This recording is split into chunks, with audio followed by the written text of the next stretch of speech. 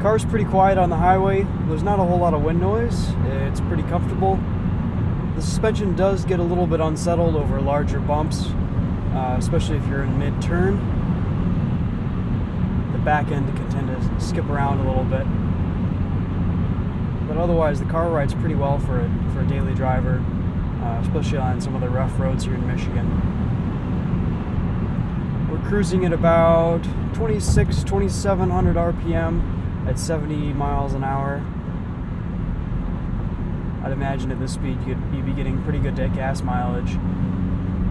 This week we've been averaging about 24 miles to the gallon, driving pretty aggressively as usual, and that also includes filming where the car's idling for 20 minutes or so.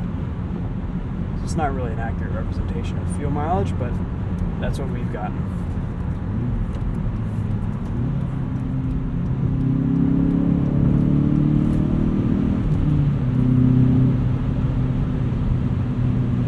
I do like this gearbox. It is a pretty short throw for the shifts. Couple that with it's pretty easy to rev match and heel and toe.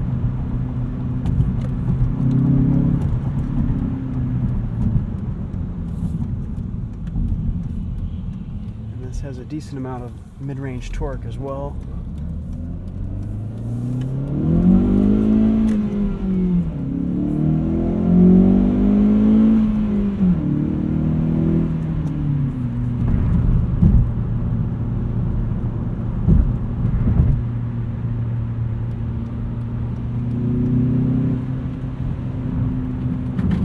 This is definitely a fun car to drive. You know, this would be something that I would consider if I wanted something that was really different, that not a lot of other enthusiasts had. And of course you get the matte blue paint job with this, which is pretty sweet.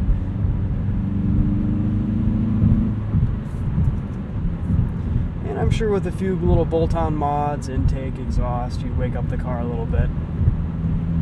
Put some better tires on here, you'd probably have some pretty decent grip. Let's test out the brakes from a 60 to 0 here.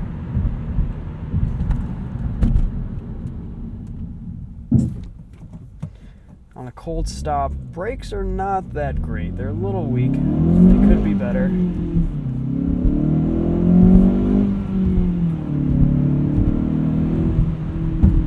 Let's try that one more time. Yeah, I think stopping distance is pretty good, but we didn't really get into the ABS there. Let's try 0 to 60. There's traction control.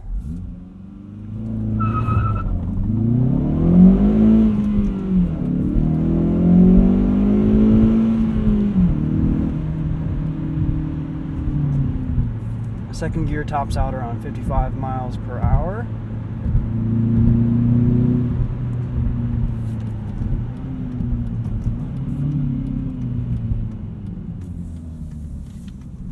I do like the way the boost comes on.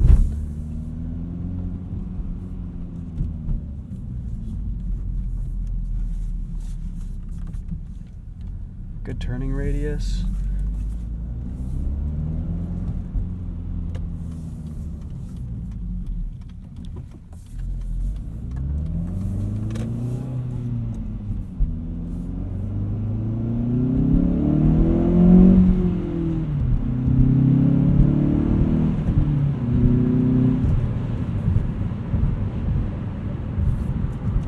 It's definitely satisfying to row through the gears with this little 6-speed manual. I'll show you kind of what it looks like here. Give you a pretty good accurate representation of what it feels like just by looking at it. Reverse is lift up and down to the left.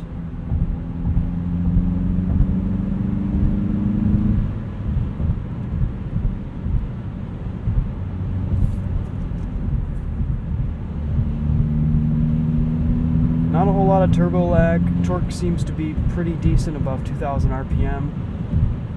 Again, that's pretty typical of small turbos.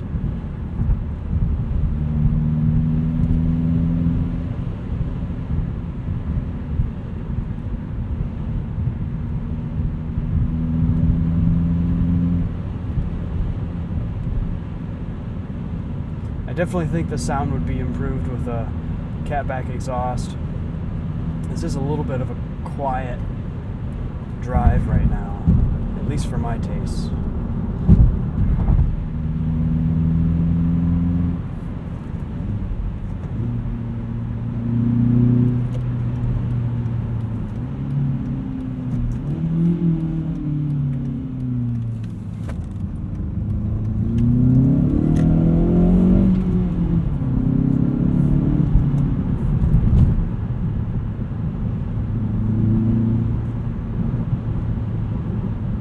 Steering feel isn't too bad.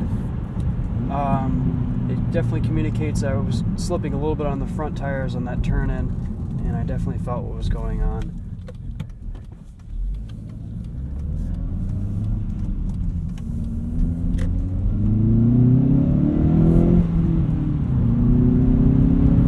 This car does put its power down well.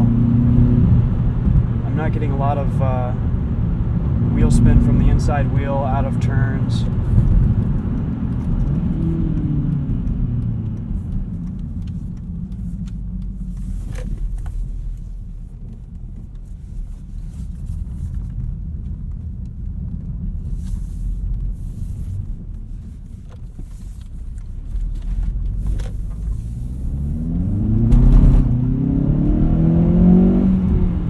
A little bit of wheel hop there with the snow on the tires.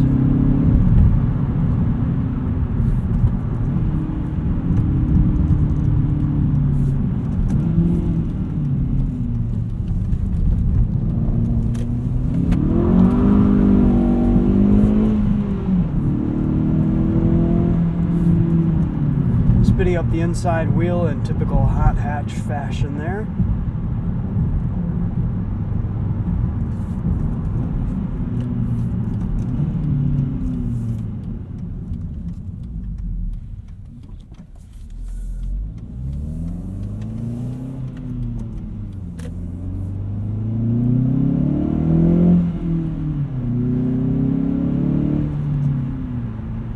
It doesn't sound bad. I'm still not really convinced on the engine note, but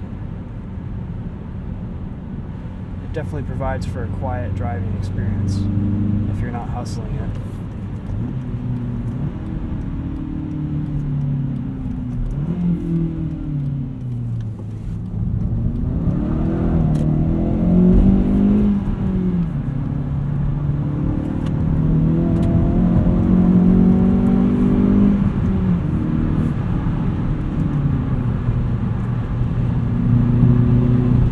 Pulls well out of the corners.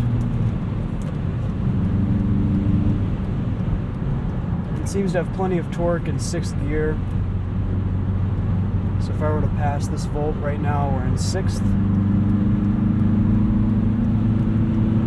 Plenty of passing torque.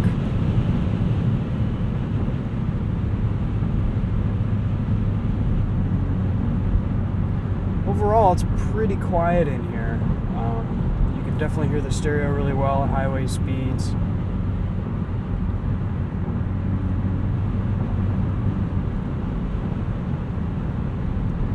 You don't get a lot of noise from other cars. It feels good.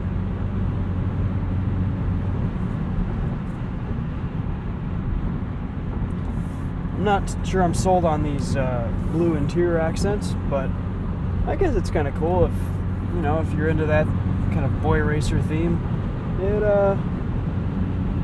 The turbo on the seat bolsters is kind of neat.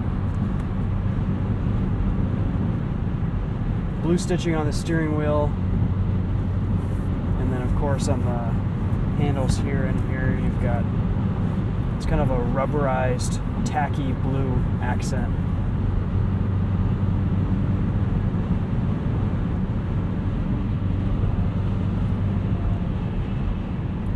I do like these seats quite a bit. They're comfortable, they're really well bolstered, they keep you in the seat well, and although they're not heated or cooled, they do have these ventilation holes in the bottom and the back, so you shouldn't be getting too toasty in these in the summer. And there's a decent amount of adjustability. Driving position is good. The steering wheel telescopes in and out, up and down. I have plenty of headroom. I'm pretty much maxed out to the lowest seat height setting that I can go right now, and I've got about this much headroom above my head. Again, I'm 5'10", so I'm not the tallest guy in the world, but I'd definitely be able to fit a racing helmet under here.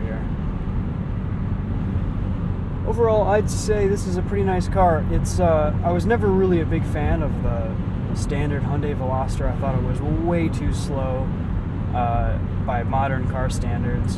And even though it handled well and the chassis felt good and it was fuel efficient and relatively fun to drive, the power was always kind of the deal breaker for me. And the turbo solves that problem. This car definitely has enough power, and of course there's always the aftermarket where you could tweak a few things here and there and wake the car up a little bit more. But as it sits for $24,000 with a cool matte paint job and some other little bits that you get, carbon fiber accents on the front and the sides, I think this is a pretty decent buy, especially if you want something that's a little bit different from a lot of the other hot hatch options out there.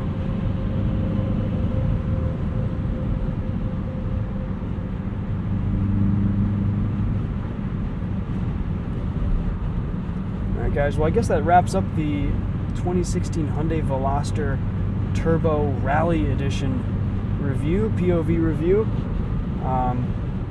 We'll see you guys next time. Thanks for watching, and who knows what we'll have for you next week. Take it easy.